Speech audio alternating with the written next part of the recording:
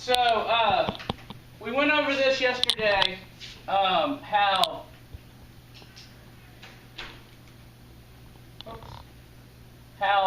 there's an electromagnetic spectrum, and the colors that are absorbed are not absorbed equally. They'll usually ask you some things about this to make sure you understand. So the blue wavelengths are short wavelengths. The red wavelengths are long wavelengths. And it just so happens that chlorophyll, there's the three main types of pigments in plants are chlorophyll A, chlorophyll B, and carotenoids, or keratinoids. Can they just make it chlorophyll C? That's a good question. I don't know why they come. Well, they come, they're found in carrots. So maybe that's how they named it. Oh, that's cool. And that's why carrots are orange. I thought The carotene, you can see, really absorbs the blue and the green, and there's the carotene peak right there. It comes down here. So it absorbs on this side. So if it absorbs all this, it doesn't absorb this, and that's why carrots are orange. So they have a lot of carotene, and that's what you see in the fall when the leaves change color. It's because the plants quit making chlorophyll, but they still make carotene for a while. And so the green is not being reflected anymore because the carotene absorbs the green. And so only the red and orange are being reflected, and that's why the leaves change color: yellow, red, orange. You see all those colors. Isn't that interesting? Now you know why leaves change color. But overall, if you combine all three of these, it's the green really that doesn't get absorbed very well, the green and yellow, and that's why leaves are mainly green. Look at all that greenness. Okay, so the next part of the book talks about these photosystems, and I want to show you how this works inside a leaf. So we call this membrane right here the thylakoid membrane.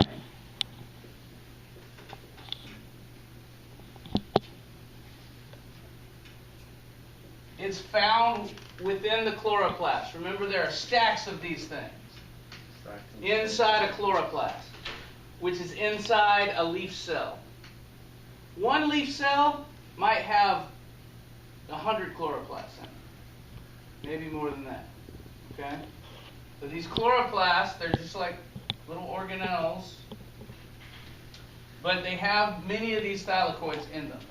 This area outside the thylakoid membrane is called the what? Do you know? Stroma.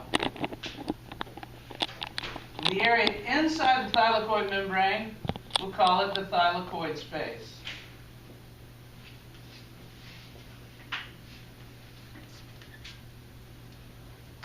So we've got to be familiar with the words here.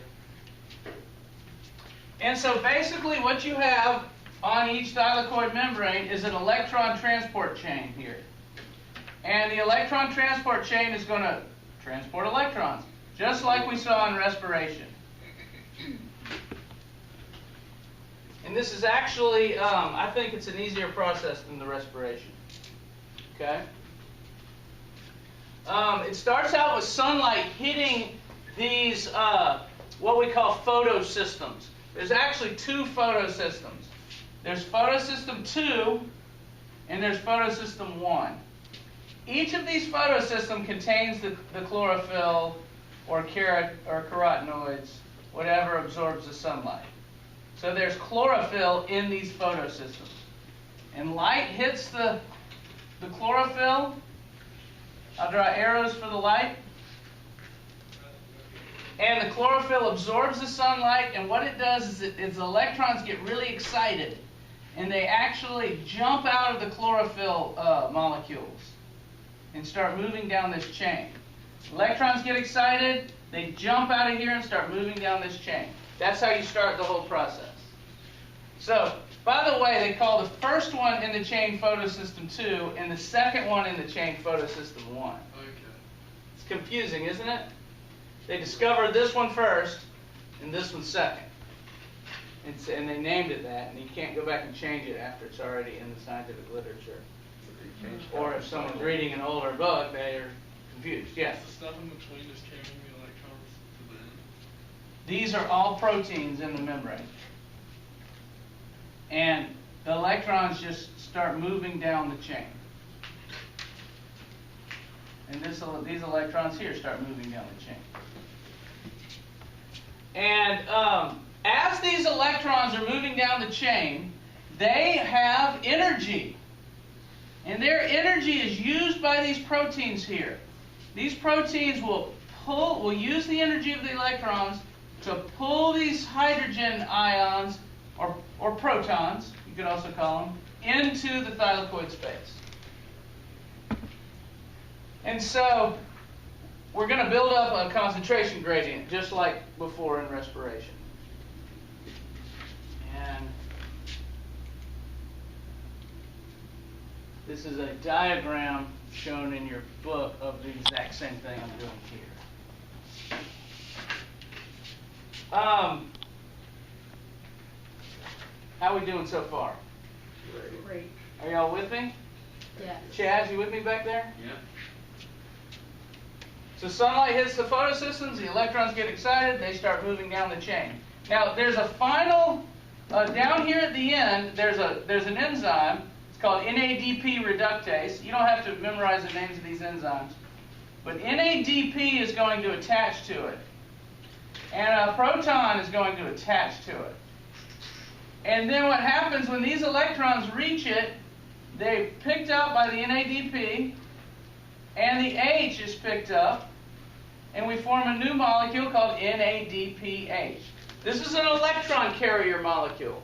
It's the same as NAD. It has the same purpose as NAD does in respiration. Remember when we did respiration? NAD picked up electrons and took them to the electron transport chain.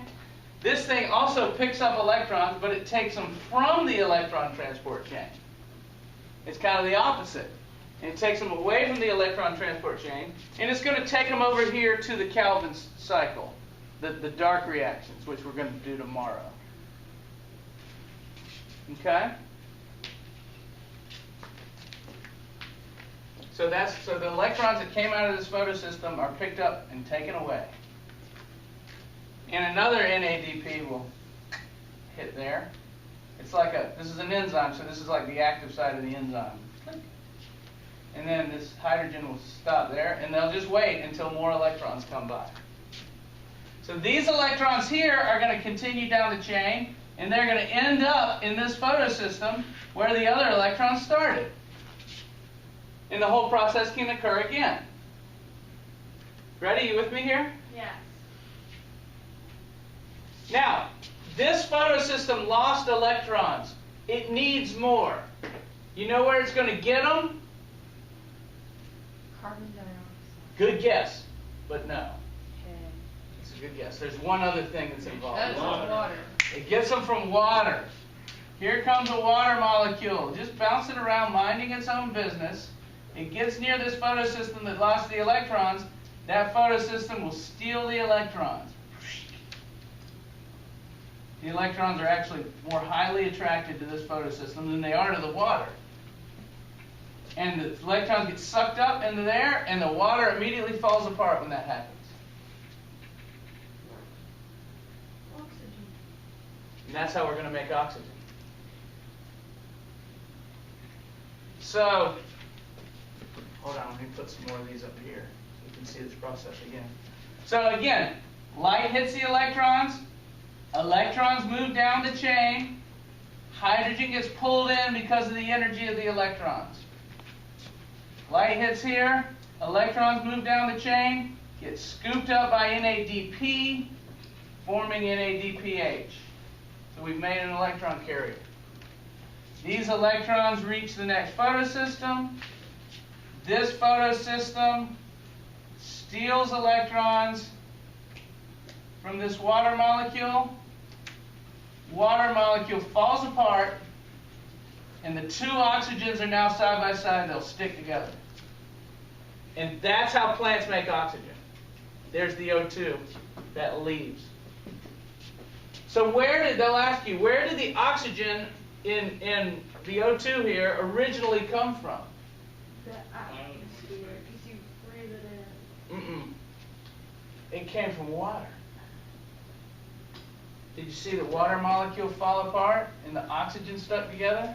Yeah. All the oxygen that's in our atmosphere came from water, torn apart inside a plant. Okay? Isn't that cool? Very. So if this continues and light keeps hitting here and these electrons keep moving, you see, hydrogen's going to keep getting pulled in, and water molecules are going to keep breaking down. And if that happens, let me just do it twice here. Move some electrons down. Here's two oxygens. They combine. You form O2. Look how we've built up a whole bunch of hydrogen ions in here. We call that a concentration gradient. We've got a lot of hydrogen ions on the inside. Andrew, you with me? We got very few hydrogen ions on the outside. They've been pumped in, or they've been picked up here by Nadp. Nadp, remember, will pick up some hydrogens too, as well as electrons. So hydrogens are getting removed from the outside, and they're building up on the inside. So we got a high number of hydrogens here, a low number outside. There's a protein right here, ATP synthase. Do y'all remember that? I do. And basically, it's just another enzyme. It's got an active site down here. A DP will attach there. P will attach here. These hydrogens will go through the ATP synthase to get out because they're in high concentration in here, and they're in low concentration on the outside. So the hydrogens will go through the ATP synthase. It spins this molecule, and it knocks these together. And the energy of the moving hydrogen is used to produce ATP. And every time a hydrogen gets pumped in, it'll end up going out and making an ATP. And then after it goes out, it'll just this proton will just float around, and maybe it'll attach right there. Or maybe it'll get pumped back in. A DP and P, the hydrogen goes through, ATP is made. That's the light reactance. Yes? Can one proton come through for every 2 electrons? Every 2 electrons that move, a proton comes in. Mm-hmm. Yes? So, on the first process where the light hits the electrons, Yes. what's making those electrons, move? Jump out? Mm-hmm. Electrons, and you learn this in chemistry, electrons can absorb photons of light. And when they do, they jump to higher energy levels. Oh, I You remember. remember there's yeah. energy level 1, 2, 3. Well, if you absorb enough light, you'll jump to such a high energy level, you'll leave the atom. And that's exactly what happens here. They absorb enough light, they jump to a high energy level, and now they're out of the atom itself that they came from. And where do they go? Well, there's a molecule right next to it where they can get, if they go over here, they'll be at a lower energy level. So electrons always want to go to lower energy levels. So they'll leave this one and they go right to that one. And then when they get over here, there's actually a lower energy level they could get to in this molecule. So they go there. Okay. And then there's a lower energy level in that molecule, so they go there. And it's almost like, the books will tell you it's almost like falling down stairs. It's like the electrons are falling downstairs. You get to this stair, and then you get to that stair, and then you get to that stair, and you just... Good. And imagine while they're falling down the stairs, some of their energy is used to pull in a proton kind of behind them. It'd be kind of like rolling a ball down the stairs and it hits a little lever that opens the door. I don't know, maybe set it up at home like dominoes or something. That would be a good waste of time. How many Nadph do you get out of like one? Out of one pair of electrons? No, like, you know how you start with like 6 carbon dioxide and 6 H, like. Oh, that's a good question. How many NADHs does it take to end up making a glucose is what you're talking Yeah. about? Like, do we need to know that? I would guess it's 12. Okay.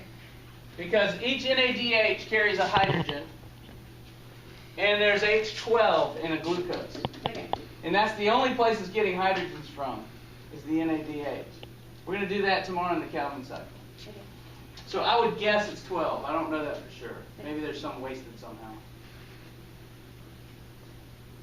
How are we doing? Could you run this? Could you run this for me yourself? Yeah. Let's hold on. Let's look right before we do that. Let's take a look here. I just want to show you that this diagram is showing you the same thing.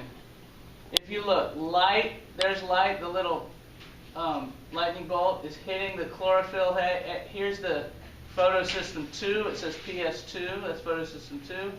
Here's photosystem 1. There, if you follow this line here, those are the electrons moving down the chain. See the electrons moving down? See how hydrogen, H+, is pumped in right here, into here. And the electrons go down, and eventually NADP and H pick up the electrons. See the electrons there forming NADPH. And here's H2O, water forms 1/2 of an O2, so half of the oxygen molecule, and 2 hydrogens are given off. And look at the hydrogens floating all around here. Look at how they go through ATP synthase, and ADP and P are put together to form ATP. So this diagram is actually showing you everything I showed you here. It's just harder to understand on the diagram. It's not moving. And here it is in words.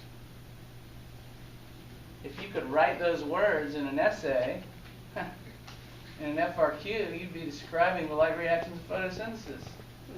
Hint, hint.